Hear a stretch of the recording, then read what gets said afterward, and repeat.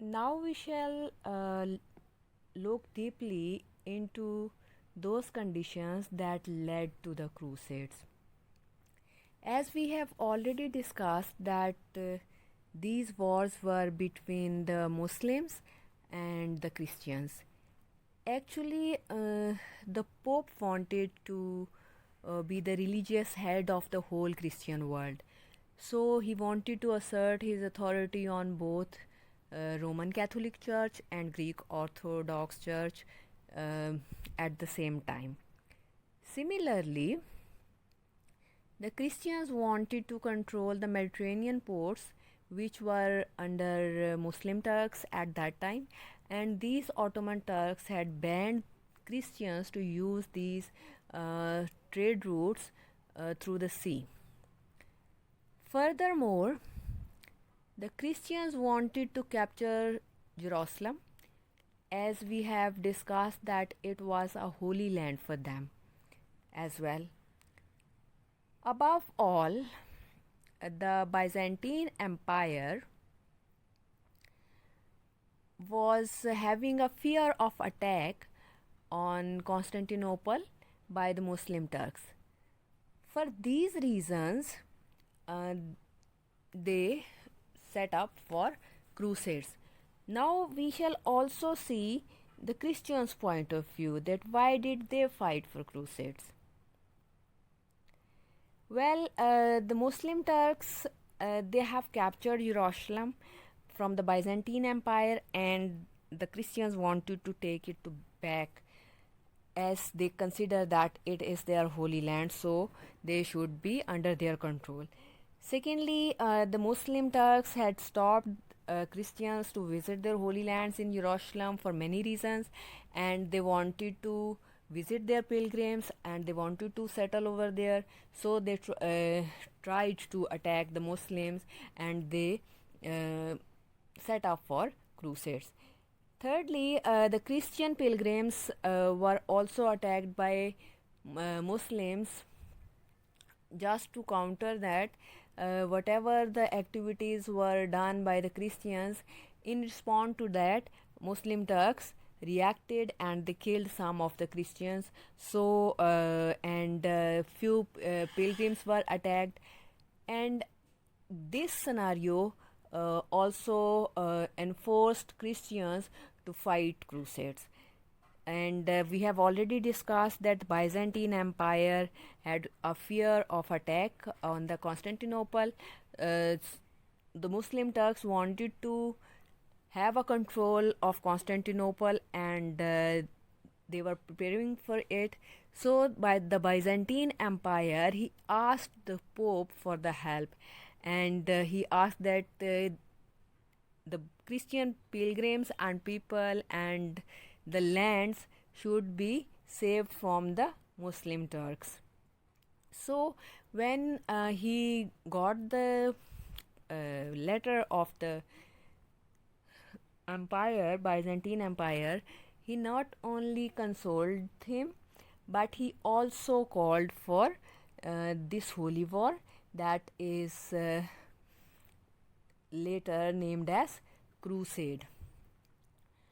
And Pope Urban II gave a call for the holy war, but he also tempted people that whoever will fight the crusade, if he remained alive, all of his sins will be forgiven, and if he died, the Pope promised that uh, he will be in heaven straight away.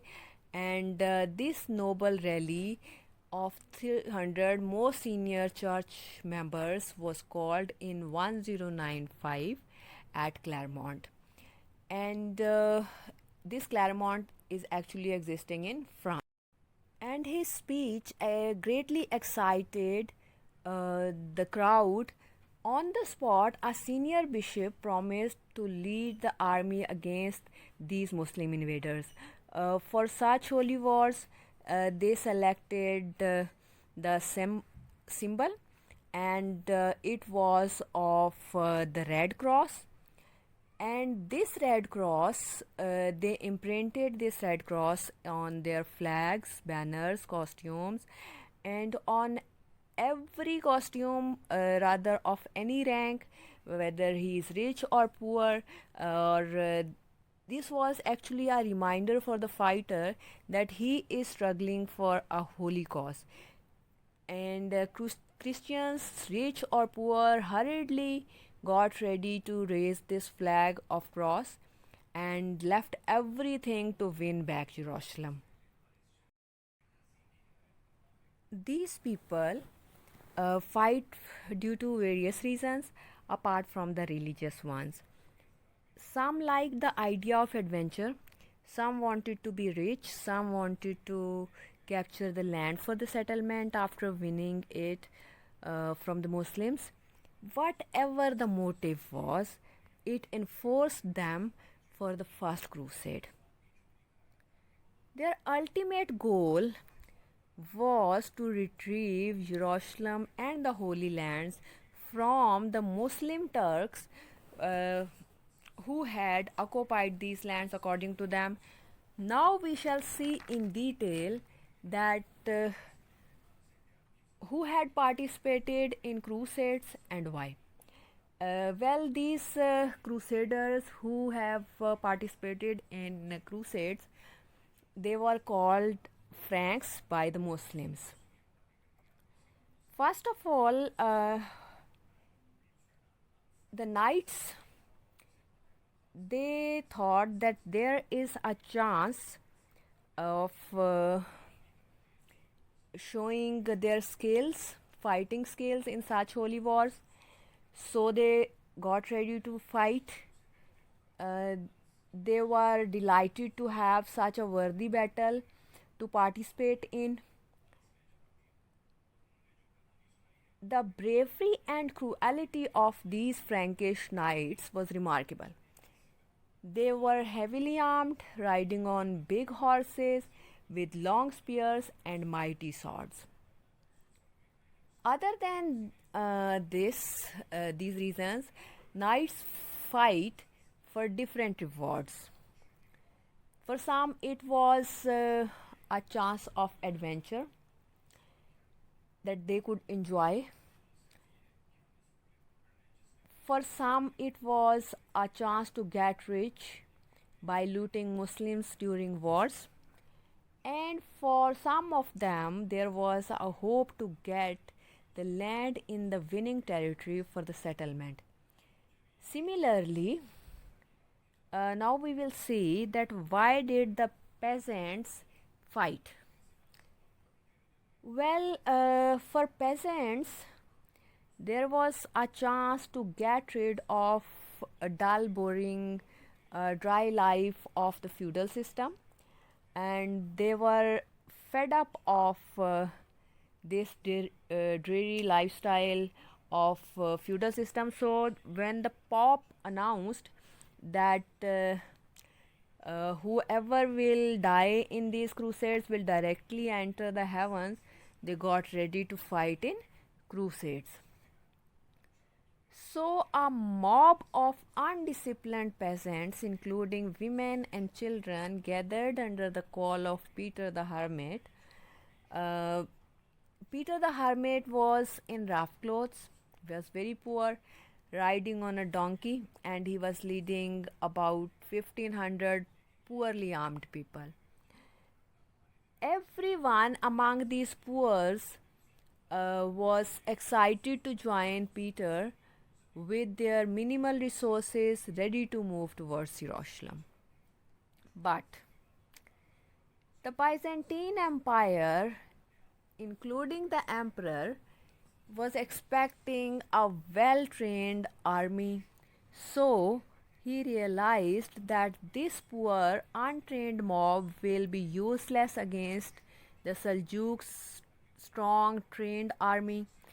For this reason, he ordered them to move speedily across Bosphorus to into Anatolia, where the Seljuk Turks they killed them in today's Turkey. The proper crusading army was about 60,000 in number, and it was led by the best of the fighters of the Western Emperor. Uh, at its heart, about 7,000 knights were on the horseback. On the other hand, it was a bad time for the Muslims, as they were not expecting such a sudden attack from Christians. So, as a result, uh, they as they were not ready for this fight, so though they could gather much more army than the crusader ones, but they were not united. And if when they were not united, they could not fight uh, so impressively, and there were many conflicts among themselves. Above all these conditions, they had no good leader among themselves, and who could lead them at that time and make them unite. In this situation, the Christian crusaders behaved very brutally. They smashed their way from the Muslims, and they killed their horses. Ultimately, they won a fortified city of Antioch in 1980. Through this victory, they had a clear way to Jerusalem. The Christians fought uh, this war with strong religious spirit, and within the battle, they advanced, uh, oftenly carrying a holy relic with them. With such an esteem of religious spirit, they were ready and they were happy enough to die for the Christ. This was a great success, the first crusade for the Christians. It was fought between by the collaborated army of France and the Holy Roman Empire. The army was made up of knights and peasants. After conquering Antioch, they traveled towards Jerusalem and entered into the city in 1099 Common Era. And after taking the control of the city, the Christians not only slaughtered the Muslims but also the Jewish population. Every man, woman, not even they left any child. Now we shall see the loopholes of the first crusades among the crusaders. Although Christians had won this first crusade, but in a hurry, they had attacked with unprepared troops. There was no planning and strategy in front of them. Although they captured Jerusalem in this war, and as a result of this victory, they divided the winning land into four crusader states. And these four crusader states are named as Jerusalem, Antioch, Tripoli, and Edessa. And these newly formed states were led by different crusader knights, and for the defense of these newly won lands, they built massive castles.